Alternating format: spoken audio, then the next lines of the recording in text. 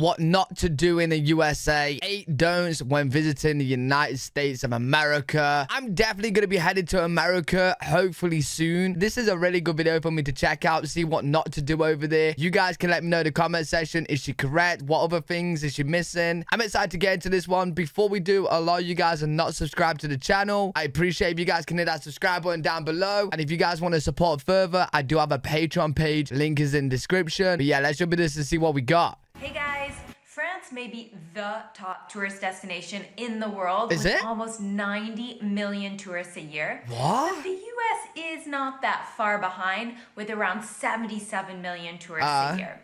So it's safe to say there are a lot of non-Americans who will be visiting the land of cheeseburgers. So with the summer coming up, and as an American, which I feel like that pretty much makes me an expert on the subject, pretty much, I thought it was a perfect time to do a what not to do video and give you some tips of things you should shy away from when visiting good old America. Oh, this is gonna be good. Don't forget to like the video. A little bit in the description. Make sure you check it out. And of course, leave your comments below. Little spoiler alert, I had so many tips that I will absolutely do a part 2 at some point. So if you think there's something major I left out of this video, don't hesitate to leave it below so that I make sure it gets into the second one. All right. I'm so interested to get into this and see what kind of points we got. All right, let's go.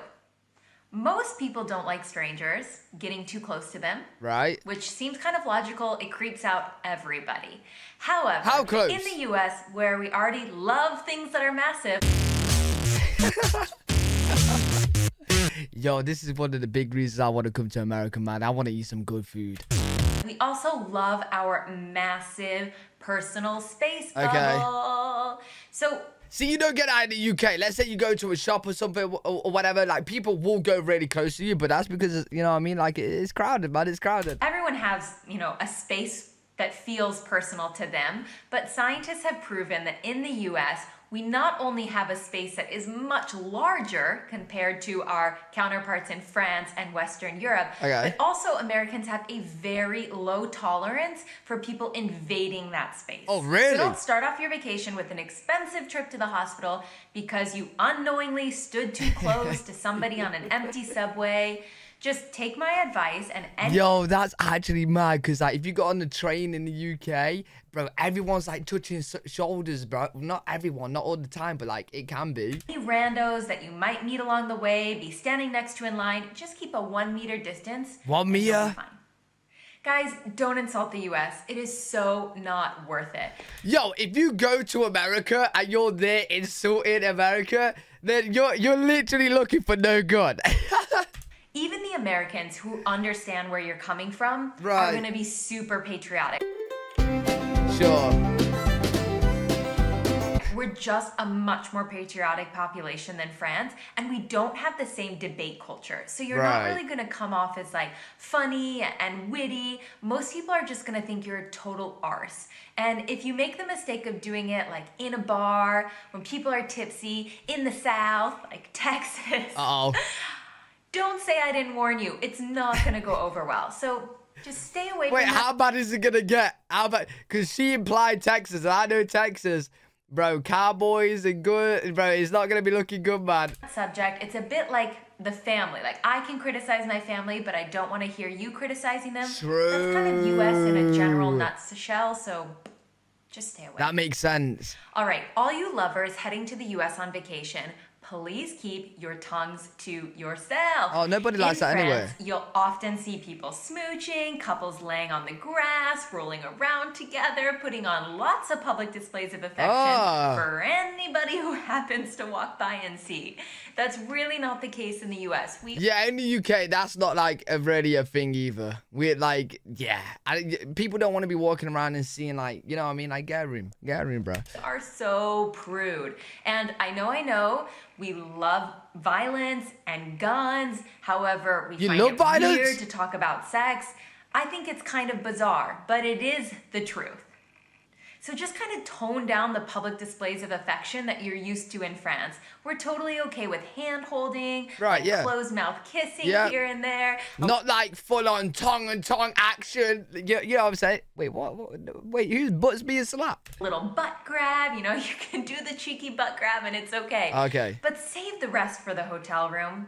I mean, no one's gonna arrest you if all your clothes are on, but you're gonna get a lot of like parents glaring at you while they cover their kids' eyes, or old ladies on the bench giving you the side eye. So, you know, just tone it down. Grandma. It's actually illegal in Washington state to skip the line, to cut the line in front of everyone to grab the ferry. You get fined for it. Wait, you listen, if you cut the line anyway, yeah. Bro, that's not going to be a good look anyway, but it's actually illegal. So in France, you're more about bending the rules and interpreting things as you see fit and kind of saying like, okay, I'm running late. It's not a big deal. I'll piss everyone off, but who cares?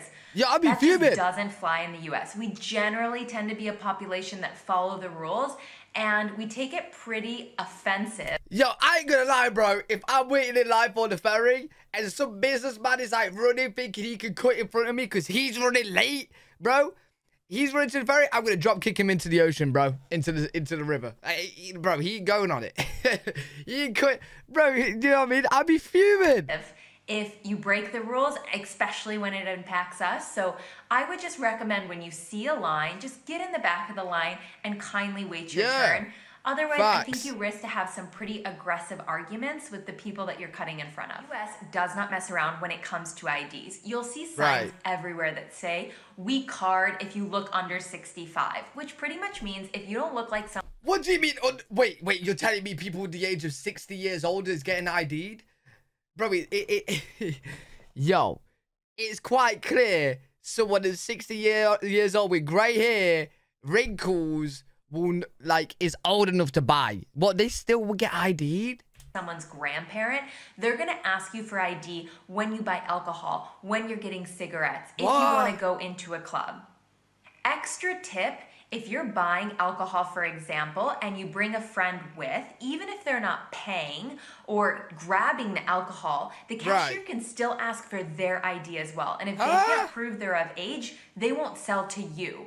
Yeah, that low-key does make sense, but yeah, that don't happen in UK. So if I'm buying alcohol, whatever, I'll get ID'd, but like the people around me won't. So honestly, when you leave the house, no matter what you're doing, just make sure that like your entire crew and the dog has an ID.